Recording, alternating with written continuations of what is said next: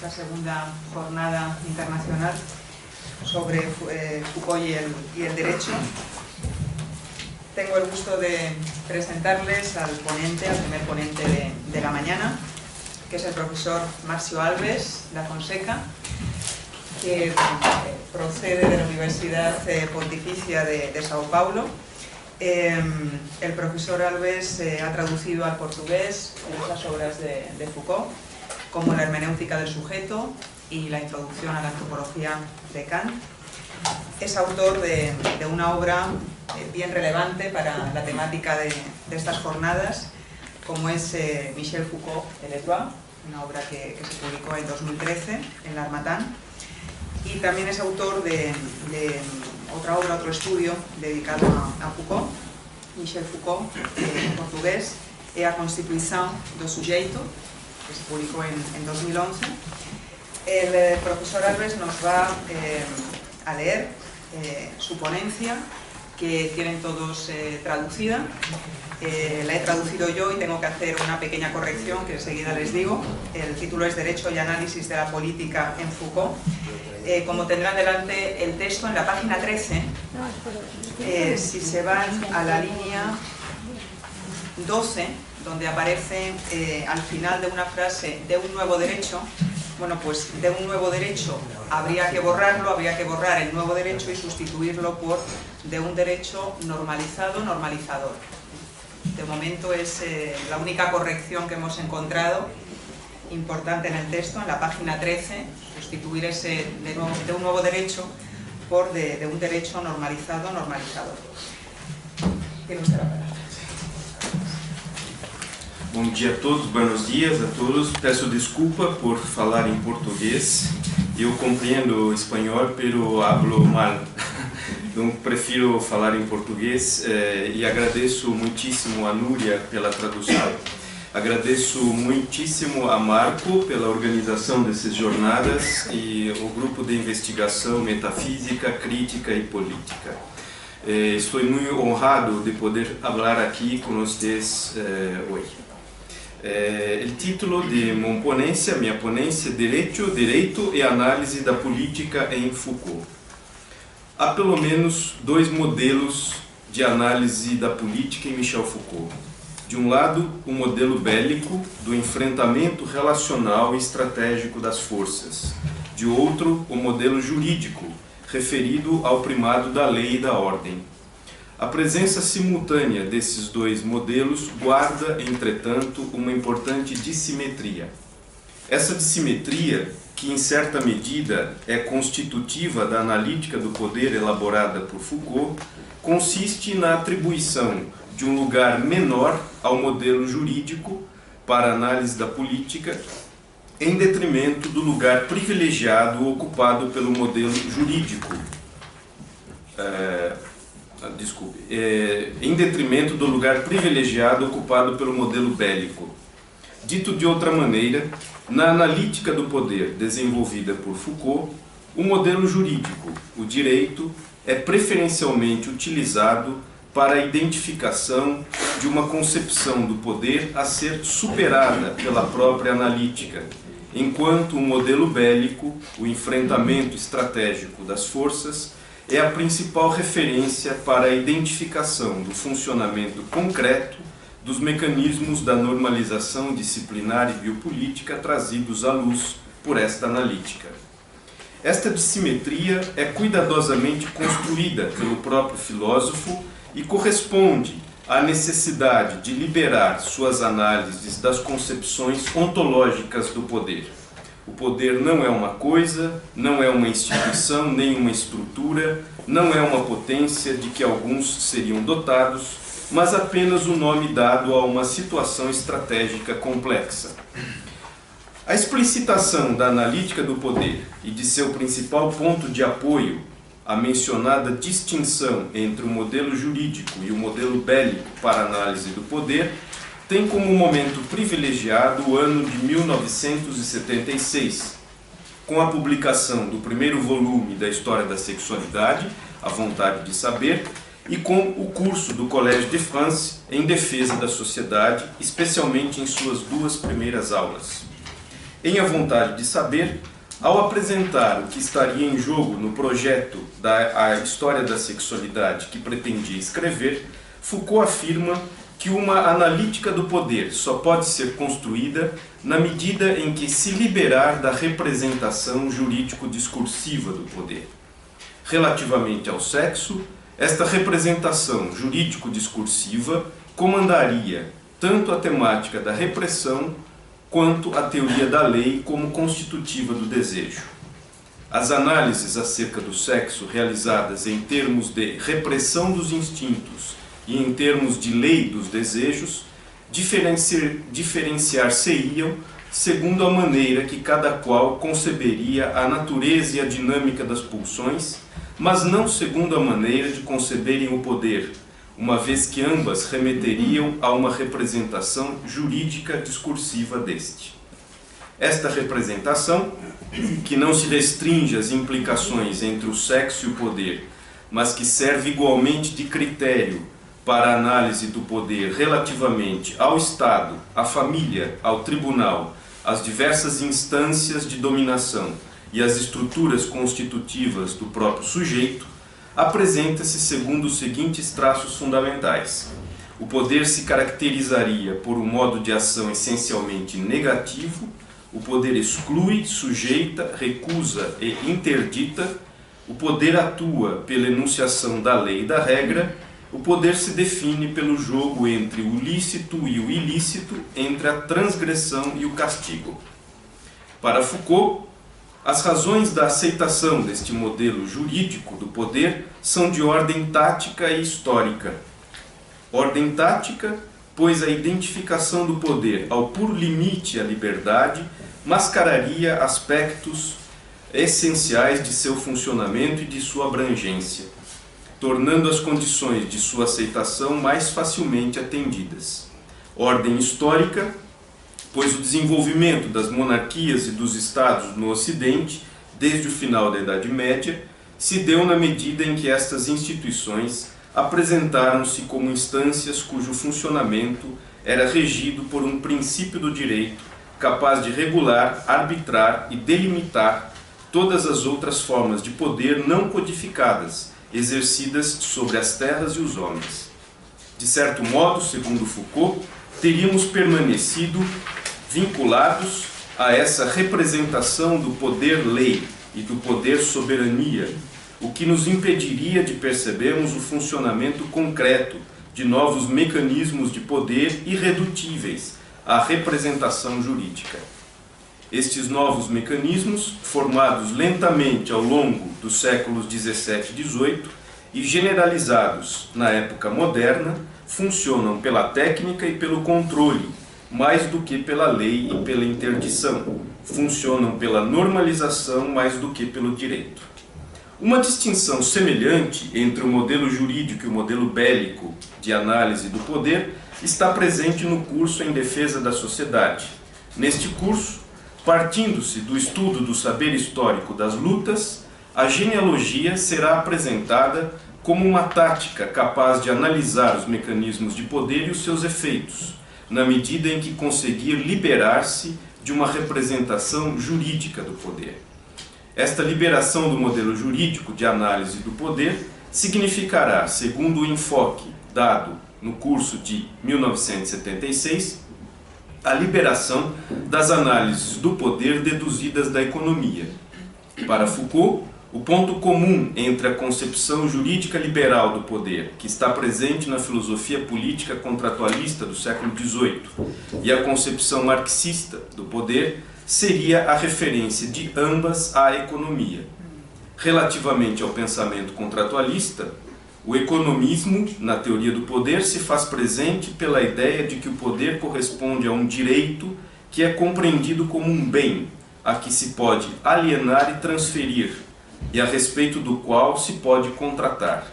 Relativamente à concepção marxista, o economismo, na teoria do poder, se faz presente de forma ainda mais evidente, na medida em que a razão de ser histórica do poder político decorre de seu papel na manutenção das relações de produção. Desse modo, O problema seria determinar se dispomos de outros instrumentos para a análise das relações de poder, diferentes daqueles determinados pela perspectiva econômico-jurídica.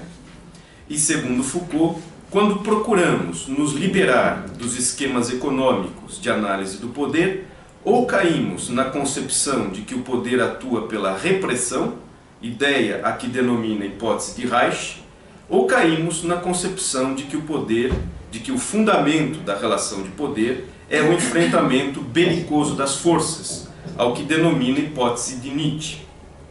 As duas hipóteses ultrapassam uma análise puramente econômico-jurídica do poder, pois o identificam ao exercício de forças.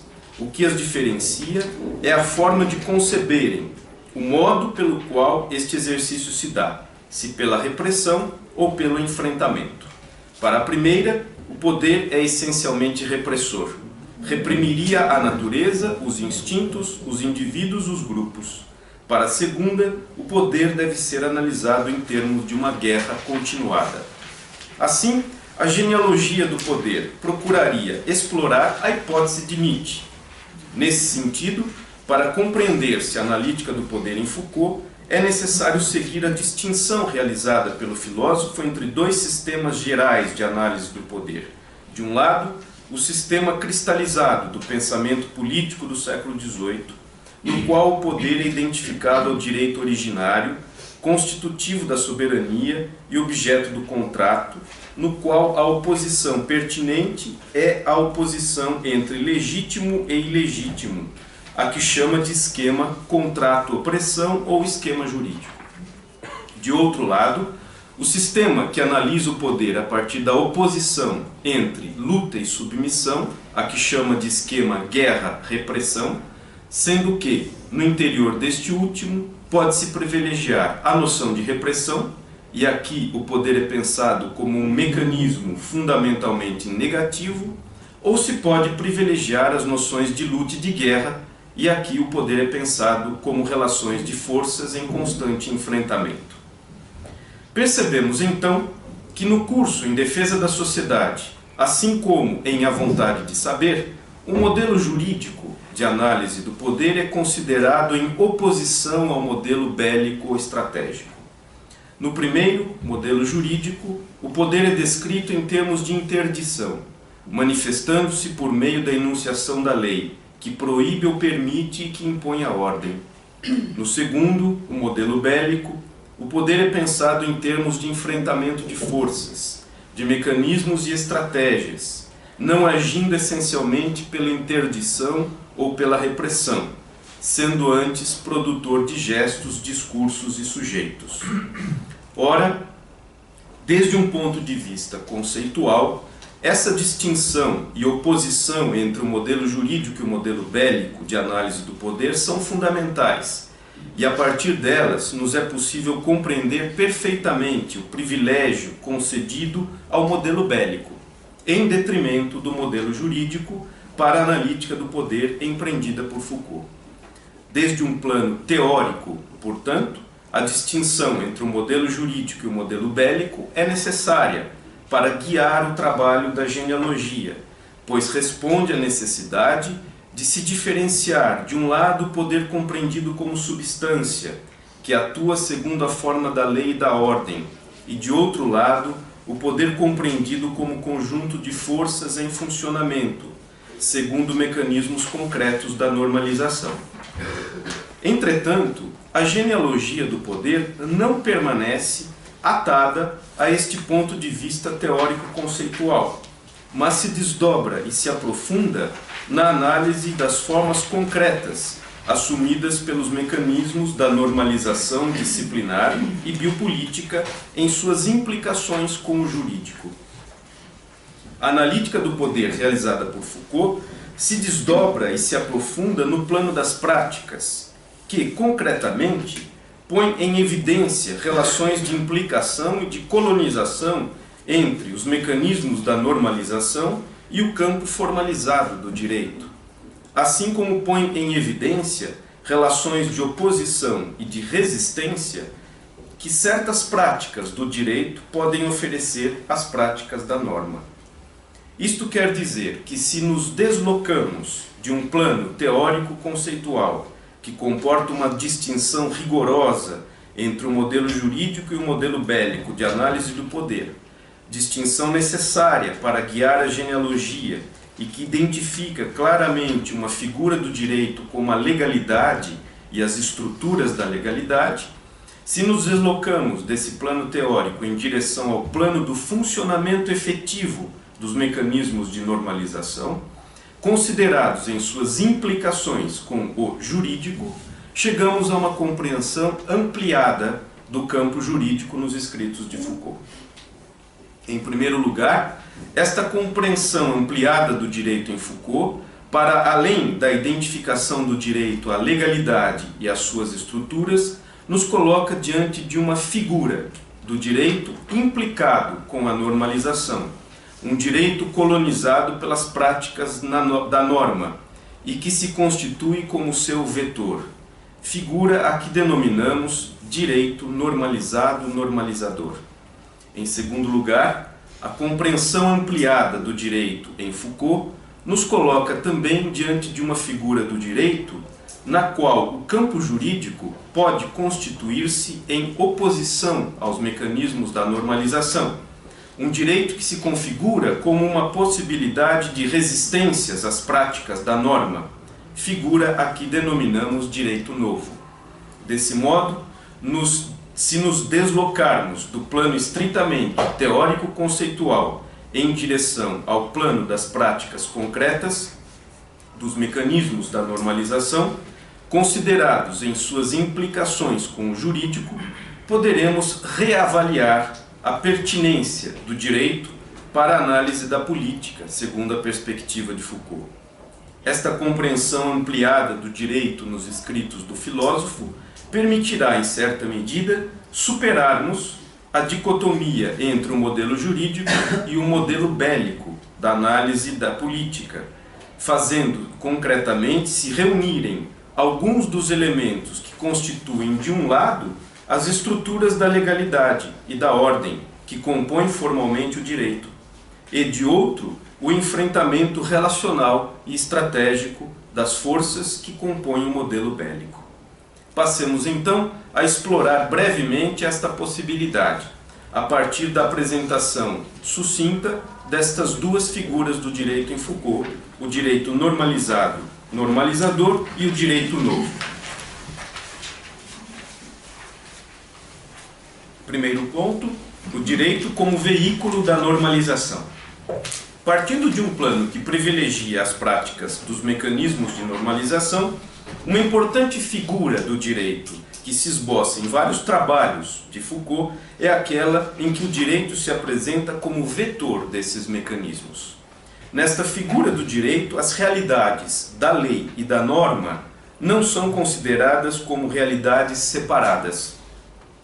Ao contrário, elas se revelam em suas implicações e se interpenetram.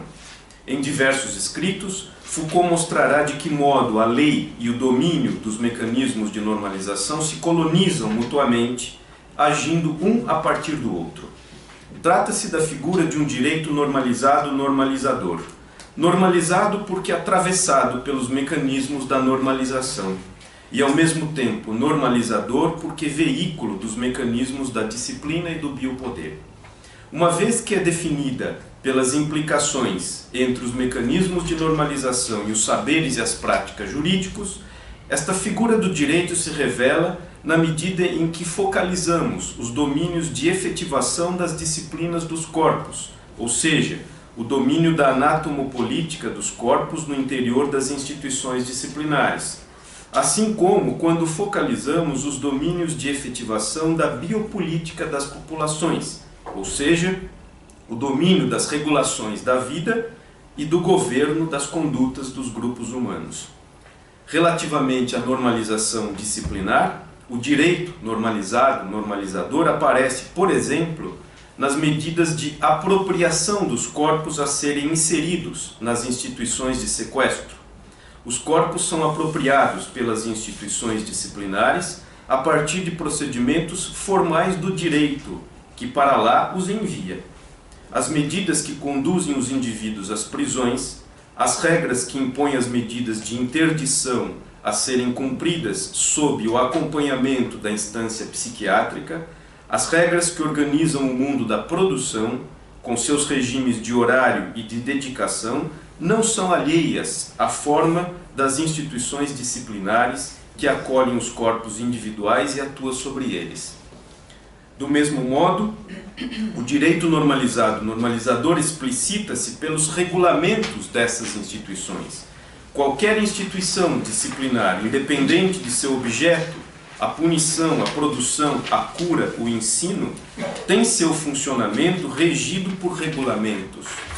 Tais regulamentos não podem ser considerados separadamente das regras gerais do direito e não são independentes relativamente a estas regras.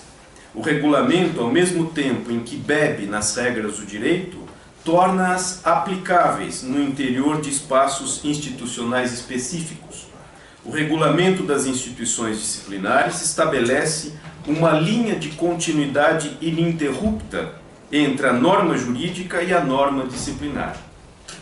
Esta mesma figura do direito pode ser percebida nas diversas formas de retorno do saber sobre os indivíduos, produzido pelos procedimentos do exame no interior das instituições disciplinares, para o domínio mais geral e formalizado da lei e das estruturas jurídicas, como, por exemplo, nas práticas judiciárias. Se pelo instrumento disciplinar do exame, a verdade produzida sobre os indivíduos permite a definição de perfis de individualidade, delinquentes, anormais, perversas, o conteúdo desse saber será retomado pelas estruturas formais do direito, que dirão quais medidas concretas devem ser tomadas em relação a cada um desses indivíduos. Evidencia-se, assim, um contínuo jurídico disciplinar, cuja análise efetiva deverá redescobrir a pertinência e a operacionalidade do direito para a análise do poder em Foucault. De forma semelhante, relativamente à normalização biopolítica, que recobre o campo formado pela vida biológica, portadora de funções, regularidades, de constantes e de acidentes percebidos no corpo das populações e ponto de apoio para o governo das condutas, a figura de um direito normalizado e normalizador se delineia muito concretamente.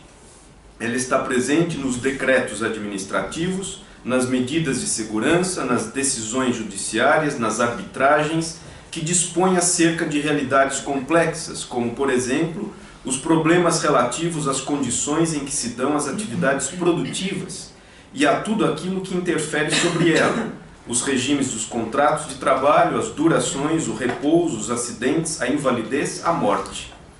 As questões de previdência social, os problemas ligados à saúde pública, as questões de segurança e de proteção sociais, enfim, tudo aquilo que concerne as políticas econômicas, sociais e culturais a cargo dos Estados e da sua gestão. Devido ao tipo de situações e realidades mencionadas, os campos do direito, como aqueles do direito público, em especial o direito administrativo, do direito previdenciário, dos direitos sociais, dos direitos difusos e coletivos, do direito ambiental, constituem campos de saberes e de práticas absolutamente fundamentais para a compreensão das formas concretas de atuação dos mecanismos da biopolítica. Também aqui se evidencia uma linha de continuidade entre o direito e os mecanismos da normalização, agora considerada em sua face biopolítica.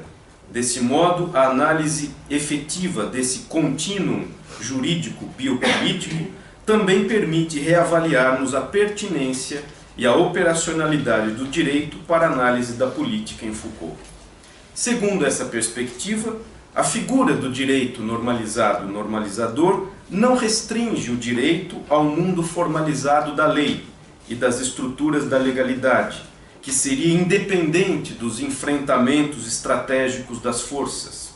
Ao contrário, esta figura do direito presente nos escritos de Foucault explicita que o direito formalizado não é um âmbito independente dos outros domínios da vida dos indivíduos e das sociedades. Ela explicita de que modo, nas sociedades modernas, cada vez mais a lei funciona como norma, cada vez mais a lei se confunde com os mecanismos da normalização disciplinar e biopolítica.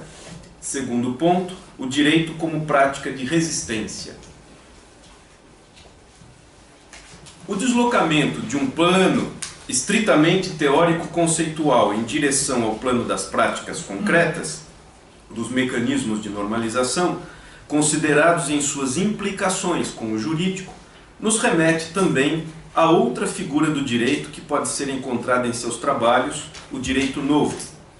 Esta outra figura pode igualmente nos indicar a pertinência do direito para a análise da política, segundo a perspectiva de Foucault.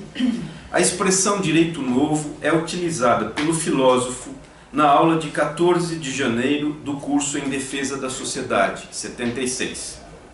Ele a utiliza para designar uma forma do direito que seria um direito antidisciplinar, ou seja, um direito capaz de se opor aos mecanismos da normalização e que, ao mesmo tempo, estaria liberado do princípio da soberania, ou seja, um direito que não se esgotaria na forma da lei e da ordem decorrentes de uma unidade estatal qualquer. Enquanto a figura do direito normalizado-normalizador exprimia as implicações entre saberes e práticas do direito e os mecanismos da normalização, a figura do direito novo remete a práticas do direito capazes de constituírem uma oposição aos mecanismos da normalização. Isto é, práticas do direito que poderiam se constituir como formas de resistência aos mecanismos da disciplina e do biopoder. Segundo a perspectiva de Foucault, a resistência aos poderes de normalização deve ser pensada no âmbito das tensões e das oposições entre o governo das condutas e as práticas de contraconduta. Segundo essa perspectiva, poder-se-ia resistir às diversas formas de condução das condutas pela recusa em ser governado, pela recusa a uma determinada arte de governar. Os mecanismos da normalização disciplinar e biopolítica articulam-se segundo distintas artes de governar. Estas artes de governar colocam em funcionamento procedimentos técnicos de gestão das coisas e das pessoas, segundo racionalidades próprias e historicamente situadas. Nos cursos Segurança, Território, População e Nascimento da Biopolítica, Foucault estuda algumas destas artes de governar a conduta dos homens, como, por exemplo, o liberalismo do século XVIII e os neoliberalismos contemporâneos. Em cada uma delas, configuram-se procedimentos concretos de condução das condutas dos indivíduos e dos grupos. Assim, pensar em formas de resistência às artes de governar como artes de condução das condutas implica pensar em formas de recusa em se ser governado de determinado modo. Foucault chama a esta atitude de recusa em ser governado de atitude crítica. É isto que o filósofo põe em questão na conferência Qu'est-ce que la critique, proferida em 1978 na Société Française de Philosophie. Segundo Foucault, o problema da governamentalidade possui duas faces: como governar a conduta dos homens e como não se ser governado. A atitude crítica seria então uma atitude ao mesmo tempo moral e política, uma maneira de pensar e de agir que consistiria em uma arte de não ser governado, cuja elaboração teria de acontecer no interior das formas concretas das governamentalidades. Nesta conferência, Foucault afirma, eu cito, se a governamentalização é um movimento pelo qual se trata, na realidade mesma de uma prática social, de sujeitar os indivíduos através de mecanismos de poder que reclamam para si certa verdade, pois bem, eu diria que a crítica é o movimento pelo qual o sujeito confere a si mesmo o direito de interrogar a verdade sobre seus efeitos de poder e interrogar o poder sobre seus efeitos de verdade. Parece então que a atitude crítica, enquanto recusa em ser governado, é a noção que melhor exprime a forma que pode vir a ter a resistência à normalização, segundo Foucault. A imagem de um direito novo, identificada em seu pensamento, deve, portanto, ser buscada em práticas do direito, que de certo modo expressem esta atitude crítica. Em outras palavras, a imagem de um direito novo em Foucault poderá ser identificada em atitudes que constituam uma oposição dos indivíduos e dos grupos às artes de governar apoiadas sobre os mecanismos da normalização. Alguns exemplos desse tipo de práticas, retirados de textos do filósofo, são interessantes para ilustrar esta imagem de um direito novo enquanto expressão desta atitude crítica. No manifesto escrito por Foucault em 81, citado por diversas vezes ontem aqui, por ocasião da criação em Genebra de um Comitê Internacional contra a Pirataria Aérea, publicado com o título Face au gouvernement, les droits de l'homme, o autor faz referência a certo número de iniciativas humanitárias como Terre des Hommes, Anistia Internacional e Médecins du Monde. Compara estas iniciativas com a que ele próprio e seus colegas realizavam ao escrever aquele manifesto. Foucault referia-se ao fato de que eles eram homens particulares, pessoas comuns, que se punham a falar de uma dificuldade comum. Ninguém dentre eles estava obrigado a fazê-lo. Ninguém dentre eles havia sido nomeado para tanto. E justamente daí é que decorria o direito de fazerem. Segundo Foucault, 3 princípios conduziam aquele tipo de iniciativas. O primeiro concernia a existência de uma cidadania internacional que tinha seus direitos e seus deveres, que se insurgia contra todo abuso de poder, fosse quem fosse seu autor e suas vítimas. O elo entre os indivíduos associados em torno daquela cidadania era o fato de todos serem governados. Eu cito, após tudo, dirá Foucault, nós somos todos governados e a este título solidários. O segundo princípio concernia ao dever daquela cidadania internacional de, cito, sempre fazer valer aos olhos e aos ouvidos dos governantes os sofrimentos dos homens. Pelo fato de quererem ocupar-se da felicidade das sociedades, os governos se arrogam o direito de contabilizar o lucro e as perdas do sofrimento dos homens que suas decisões provocam ou que suas negligências permitem. Citação sempre. Neste mesmo sentido, dirá Foucault, cito, o sofrimento dos homens não deve jamais ser um resto mudo da política, ele funda o direito absoluto de se levantar e se dirigir àqueles que detêm o poder. Finalmente, o terceiro princípio concerne a responsabilidade de todo indivíduo inquietar-se com a vida social e com tudo que nela está implicado. Não é possível dividir, segundo Foucault, as tarefas entre os governos e os governados. É preciso recusar essa espécie de separação, porque, segundo ela, cito, cabe tradicionalmente aos indivíduos indignarem-se e falar, e aos governantes refletir e agir. Iniciativas como as citadas, Anistia Internacional, Terre des Hommes, etc., exprimem a recusa em se aceitar esse papel teatral da pura e simples indignação que nos é proposto, a nós, indivíduos particulares. Tais iniciativas criam um direito novo, aí ele usa novamente essa expressão, aquele dos indivíduos particulares intervindo efetivamente na ordem da política e das estratégias internacionais. Nesta breve descrição, se esboça a ideia de um direito que seria objeto de uma transformação permanente. A ideia também de que os indivíduos são constantemente chamados a participar de um jogo, o jogo sempre inacabado da regulamentação social decorrente de uma negociação contínua.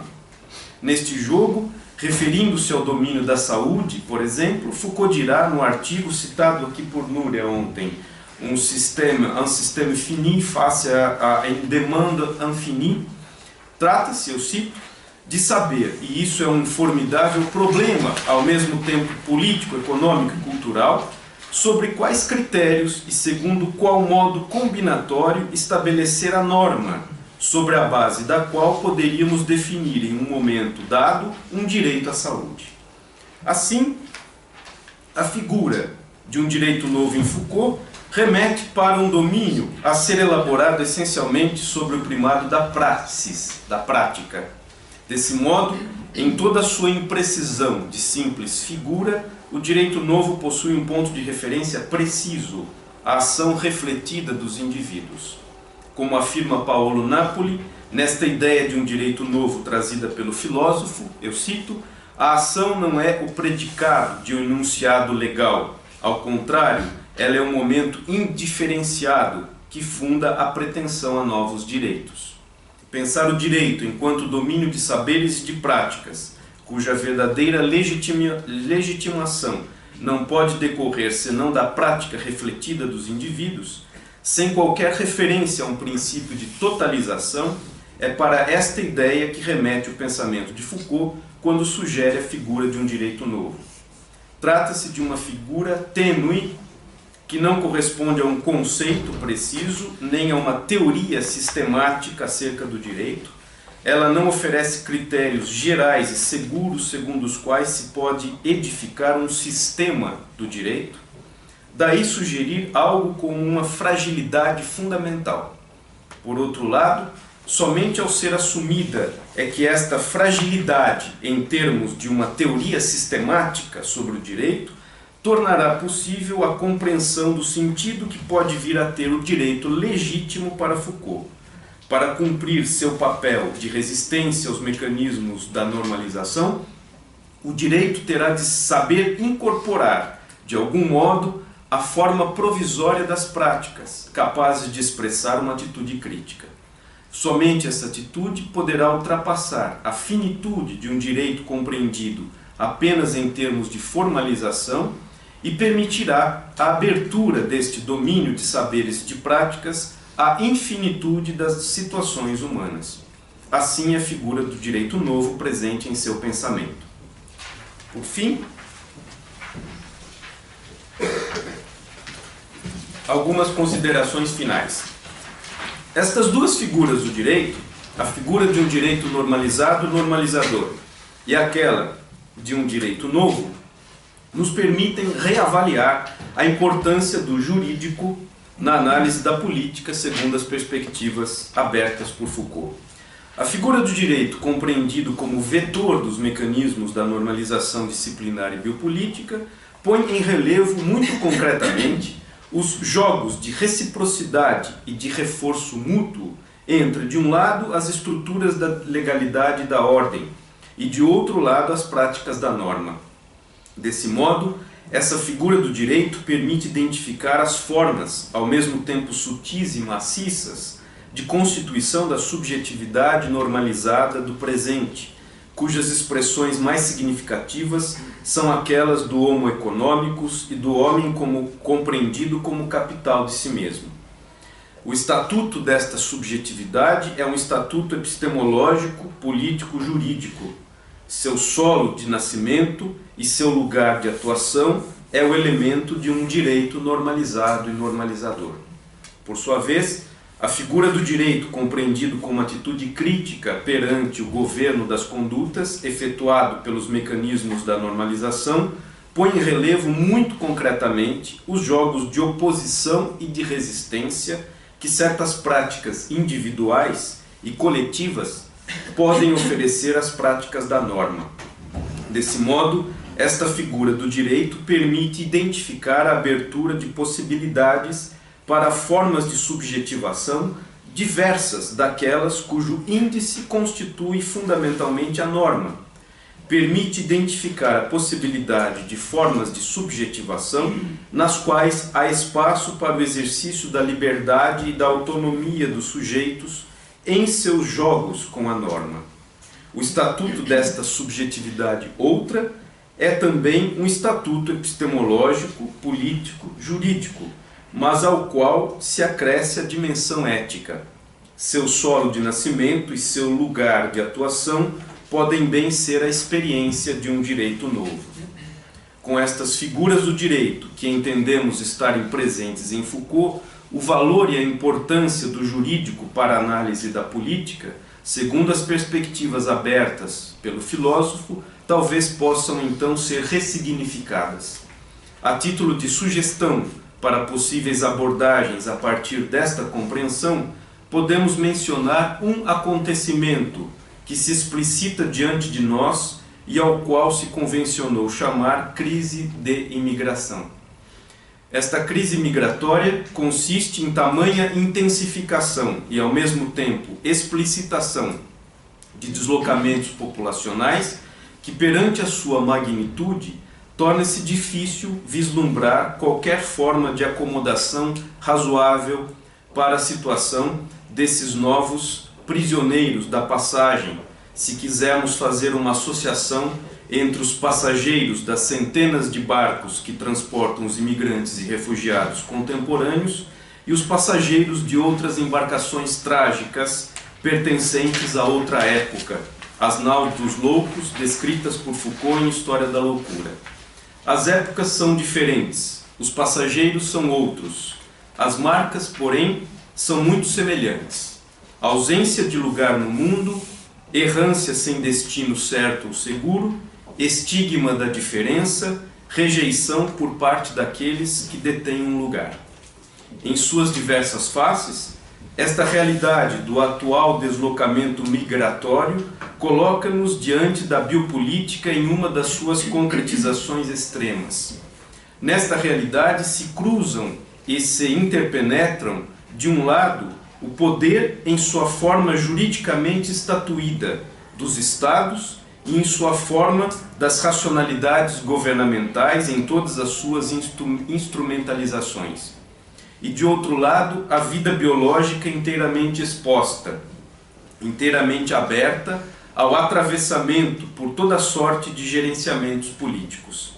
Além disso, é uma realidade que se constitui sob o signo do campo, o não-lugar que se configura ao mesmo tempo como lugar privilegiado para uma anatomopolítica dos corpos e uma biopolítica das populações. Ora, no contexto das artes de governar liberal e neoliberais, as implicações entre um controle micropolítico dos corpos e uma gestão macroscópica das populações e uma atuação jurídico-administrativa exercida pelos Estados revela, de modo concreto e historicamente encarnado, o funcionamento da política na atualidade. Diante desse cenário, vemo-nos confrontados, se não com o esgotamento, ao menos com um certo esvaziamento de algumas das categorias jurídico-políticas que se constituíram como paradigmas da política ocidental moderna, de feição democrática e garantidora das liberdades e da dignidade da pessoa humana, como, por exemplo, a categoria de Estado de Direito. Em sua caracterização mais simples, compreendido como o Estado ou a forma de organização política estatal cuja atividade é determinada e limitada pelo direito e cujo princípio básico é o da eliminação do arbítrio exercido pelos poderes públicos com a consequente garantia de direitos dos indivíduos perante esses poderes, o Estado de Direito, em sua formulação moderna, estrutura-se em torno dos valores da liberdade dos indivíduos, da segurança individual e coletiva, da responsabilização dos titulares do poder perante os homens, da igualdade de todos os cidadãos e da proibição de discriminação entre os indivíduos e grupos.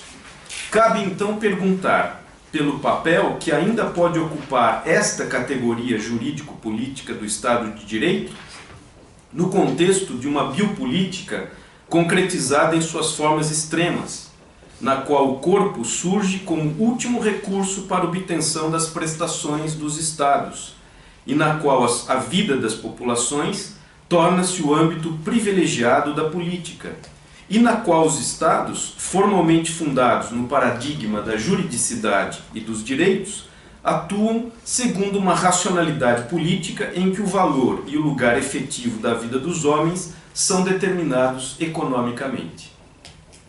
Para muito além da figura do direito como conjunto das estruturas da legalidade, como fundamento legítimo da ordem e como garantia formal dos valores da liberdade e da igualdade, outras figuras do direito precisam ser formuladas e experimentadas, a fim de que se possa apreender e, se possível, atuar sobre um acontecimento como a atual crise de imigração, relativamente ao qual o direito, tal como tradicionalmente o concebemos, parece ter pouco a propor.